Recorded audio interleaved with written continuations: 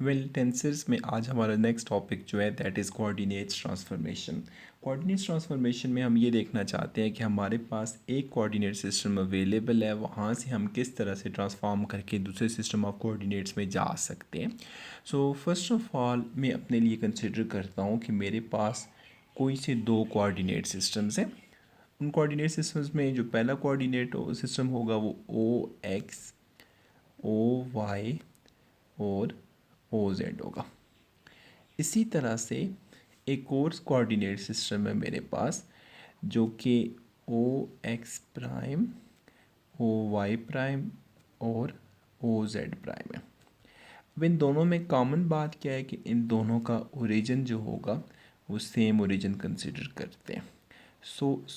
Same origin के साथ जब हम लोग इसे सॉल्व करेंगे, फर्स्ट ऑफ ऑल जो मेरे पास पहला कोऑर्डिनेट सिस्टम था मैं उसको प्लॉट करता हूँ। ये मेरे पास ओरिजिन ओ है, यहाँ से जो फर्स्ट लाइन है that is for X axis, so ये एक्स आ गया। सिमिलरली ये जो मेरे पास सेकंड लाइन आ रही है that is for Y axis, और ये जो थर्ड लाइन मेरे पास होगी that is for Z axis. So ये आपका वही कोऑर्डिनेट सिस्टम है जो आप कार्टेशियन कोऑर्डिनेट स्पेस को 3 डायमेंशंस में पढ़ते होते हैं। फ़र्ज़ किया मैं इस सिस्टम में line of x axis, line of y axis और लाइन ऑफ जेड एक्सिस के लिए डायरेक्शन को साइंस लेता हूँ। तो इसमें जो मेरे पास डायरेक्शन को साइंस अवेलेबल होंगे L1, L2, L3, एज्यूम करते हैं कि एक्स एक्सिस की डायरेक्शन को साइंस है।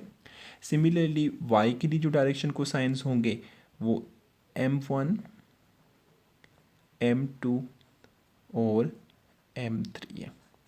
इसी तरह से अगर जेड एक्सिस की डायरेक्शन को साइंस लिखना चाहें तो वो N1, N2 और N3 होगी। ये तो मैंने पहला कोऑर्डिनेट सिस्टम प्लॉट कर दिया जो कि ओ एक्स वाई जी के लिए। अब इसी तरह से एक और कोऑर्डिनेट सिस्टम है जो एज्यूम करते हैं कि इसी को हम किसी न किसी फॉर्म में रोटेट कर देते हैं और वो मेरे पास न्यू कोऑर्डिनेट सिस्टम आ जाता है। एज्यूम करें मैं उस न्यू सिस्टम के लिए ये लाइन ले लेता हूँ एक्स प्राइम, इसी के म्यूचुअली परपेंडिकुलर एक और लाइन आएगी जो कि वाई प्राइम होगी यहाँ पे, और तीसरी लाइन मेरे पास जो आएगी जो इन दोनों के म्यूचुअली परपेंडिकुलर होगी वो आ जाती है जेड प्राइम। पहला कोऑर्डिनेट सिस्टम हमने प्लॉट किया था जो यहाँ पे ब्लू पेन से मैंने मार्क किया हुआ है, और जो दूसरा जो मैंने प्राइम के लिए मार्क किया है वो ब्लैक के साथ मार्क किया हुआ है। अब इसके डायरेक्शन को साइंस L1, L2, L3 थे, इसके M1, M2, M3 थे और इसके N1, N2, N3 थे।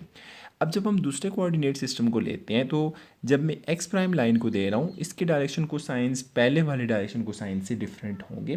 फ़र्ज़ किया मैं उनको नाम दे देता हूँ L1, M1 एंड N1 का। सिमिलरली जो वाई एक्सिस के लिए जो सेकंड सिस्टम है वाई प्राइम के लिए ये आ जाएगा आपके पास L2, M2 और N2। फिर जो जेड एक्सिस के लिए है ये आपके पास L3, M3 और N3 आ जाएगी। ये मेरे पास कोऑर्डिनेट सिस्टम्स आ गए। हमने ये कहा कि ये जो मैंने L1, M1, N1, L2, M2, N2 और L3, M3, N3 लिए हैं, ये मेरे पास direction cosines of the second system है with respect to the first coordinate system. तो अब हम देखना चाहते हैं कि अगर हमारे पास एक कोऑर्डिनेट सिस्टम हो, लाइक हमें एक्स वाई जी की वैल्यू गिवन हो, तो किस तरह से हम लोग x prime, y prime, z prime find कर सकते हैं। और सिमिलरली अगर हमें एक्स वाई जेड प्राइम की वैल्यूज़ गिवन हो तो हम किस तरह से एक्स वाई और जेड को फाइंड कर सकते हैं।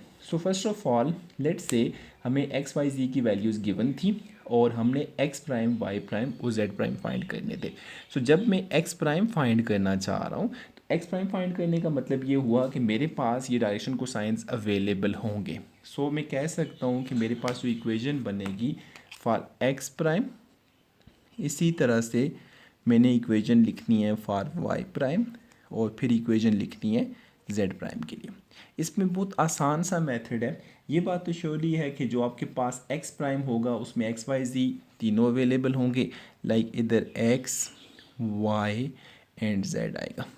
सिमिलरली जो y वाले कंपोनेंट्स होंगे उसमें भी x, y एंड z आएगा, और z कंपोनेंट्स जो होंगे उसमें भी x, y और z आएगा। आपने करना क्या है, सिंपली आपको जो गिवन डायरेक्शन को साइंस थे ये वाले न्यू कोऑर्डिनेट सिस्टम्स के, आप L1 को x1 के x के साथ मल्टीप्लाई कर दें, M1 को y के साथ और N1 को z के साथ। अब इसी तरह से सेकंड स्टेप में क्या होगा, ये वाले कोऑर्डिनेट्स थे, सो डायरेक्शन को साइंस थे, इधर आप ले लेंगे L2, इधर M2 और इधर N2। फिर इसी तरह से यहाँ पे L3, M3 और N3 ले लेंगे, और बीच में हमने एक प्लस साइन डाल देना है। सो अगर मेरे पास जो available OXYZ system Cartesian coordinate में अवेलेबल था, तो ये इक्वेशन जो है उस इक्वेशन को ट्रांसफॉर्म कर लेगी x prime, y prime, z prime की फॉर्म में। सो कंक्लूजन ये हुआ कि जब आप सिंपल XYZ कोऑर्डिनेट सिस्टम से ट्रांसफॉर्म करके x prime, y prime, z prime में जाना चाहते हैं, तो आपने ये करना है XYZ को रिस्पेक्टिवली इसके डायरेक्शन को साइंस के साथ मल्टीप्लाई करके सम कर देंगे। सो ये तो मेथड नंबर 1 आ गया, जिसमें हमें XYZ गिवन थे और उसकी बेसिस पे हमने x प्राइम, y प्राइम और z प्राइम फाइंड कर लिया। अब रिवर्स में चलते हैं। फ़र्ज़ किया मुझे अगर x फाइंड करना होता, y फाइंड करना होता और z फाइंड करना होता, तो इसका मेथड क्या था, उसी तरह से आपने प्राइम वाली वैल्यूज़ लेनी है। इधर आ गया आपके पास x prime plus y prime plus z prime. Similarly यहाँ पे भी equal to x prime, y prime plus z prime, और यहाँ पे भी x prime, y prime plus z prime लेना है। लेकिन क्योंकि अब हम XYZ सिस्टम में जाना चाह रहे हैं, तो इस दफ़ा हमने direction cosines of x, y and z use करने हैं। सो जब मैं x की वैल्यू फाइंड करना चाह रहा हूँ, मैं x के जो डायरेक्शन को साइंस है ये यूज़ करूँगा। सो फर्स्ट के लिए आ जाएगा L1, इधर L2 और इधर L3। सिमिलरली जब हम y फाइंड करना चाह रहे हैं, तो y फाइंड करने के लिए हम इसके डायरेक्शन को साइंस यूज़ करेंगे, और ये आ जाती है आपके पास M1, M2 और M3। और यहाँ पे जो Z के लिए आएगा, Z के लिए हमारे पास जो डायरेक्शन को साइंस थे वो N1, N2 और N3 आ जाएंगे। सो ये आपका दो systems of sets of equations हैं कि अगर आपको values of x y z given एक सिस्टम में हैं, तो वहाँ से आप x prime, y prime, z prime find कर सकते हैं।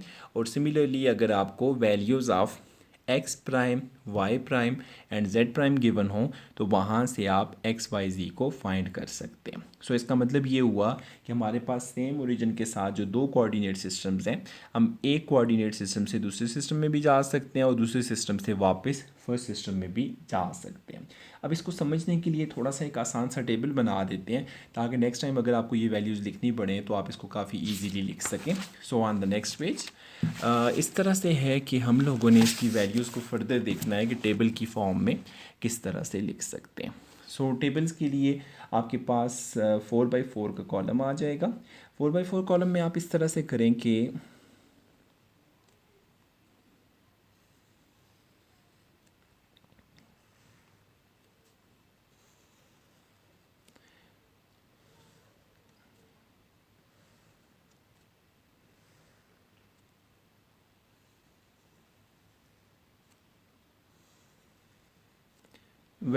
इसमें आप लोग पहले हॉरिजॉन्टल लाइन जो है वहाँ पे अपना पहला कोऑर्डिनेट सिस्टम लिख लें, like x, y and z. जो वर्टिकल लाइन है इसमें आपका दूसरा सिस्टम आ जाएगा, which is x prime, y prime और जेड प्राइम। फिर उसके बाद आपने क्या करना है, सिंपली आपका 3x3 मैट्रिक्स है, आपके नोन जो आपके पास डायरेक्शन को साइंस थे उनको अरेंज करके लिख दें।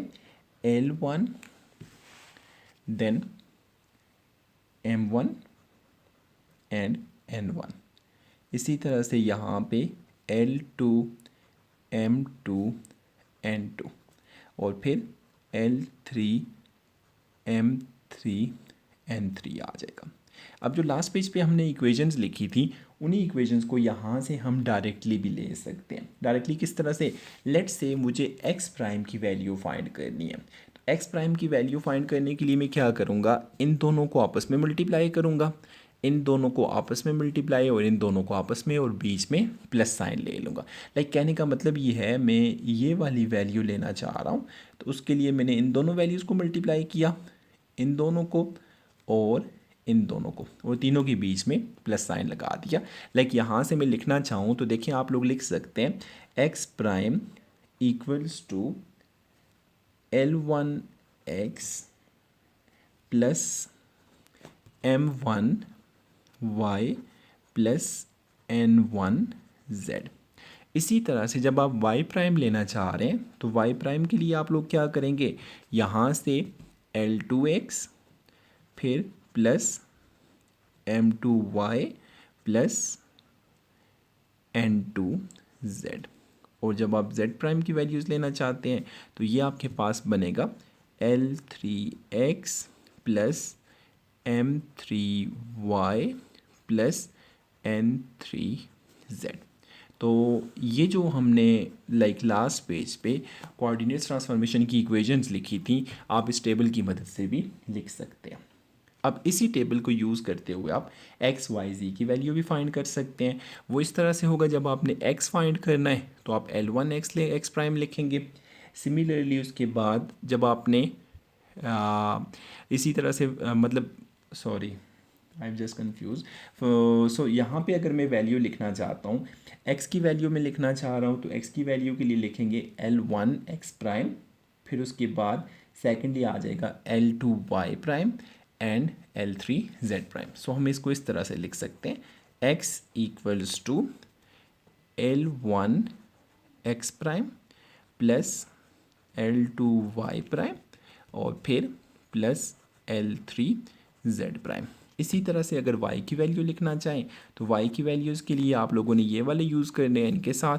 सो ये बनेगा M1 x prime plus M2 y prime plus M3 z prime. और इसी तरह से अगर आप जेड एक्सिस की इक्वेशन लिखना चाहें लाइक जेड के लिए, तो ये आपके पास आ जाएगा N1 x prime plus N2 y prime plus N3 z prime. याद रखिए ये आपकी कोऑर्डिनेट ट्रांसफॉर्मेशन इक्वेशन जो हैं आगे जाके हम फर्दर यूज़ करेंगे। सो आप इसको मेमोराइज़ कर लें ताकि नेक्स्ट टाइम जब हम यूज़ कर रहे हो तो आपके माइंड में कोई कन्फ्यूजन ना हो। तो यहाँ आके ये आपका second portion like coordinate transformation का पोर्शन मुकम्मल होता है। आप लोग इसे देखिए, इसमें आपको कोई कन्फ्यूजन या प्रॉब्लम होती है तो वो डिस्कस करेंगे। अगर कोई इशू नहीं है तो इंशाल्लाह हम नेक्स्ट टॉपिक पे मूव करेंगे, जिसमें हम लोगों ने आइंस्टाइन नोटेशन को यूज़ करते हुए समेशन कन्वेंशन को यूज़ करना है। Thank you very much.